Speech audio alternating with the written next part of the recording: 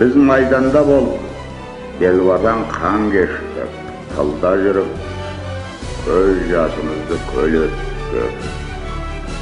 Күн түн демей еңбек етіп, жеңіс үшін тер төктік.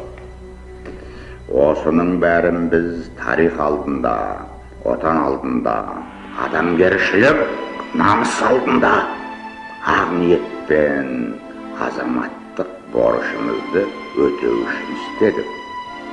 Сөйтіп, оны абыроймен ақтадық. Бұл жеңіс бізге арзанға түскен жоқ.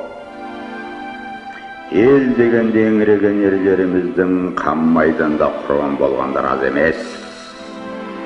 Қол аяғын беріп, мүгедек болып қайтқан ерлеріміз де аз емес. Ұлы отан, туған елім, туған жерім, ұлы отан соғысының жалынына шарпылмаған біздің елде бірде бір семей жоқ.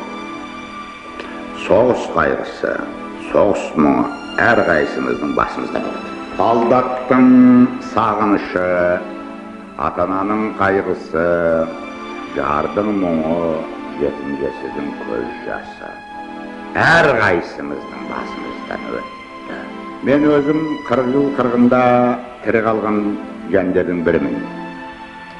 Сол сұрапыл қырғын соғыста еліміздің талай саңлақ батырларының, ақылды ерлерінің қаза тапқанын мен өзім көзімменен қан майдан көргем.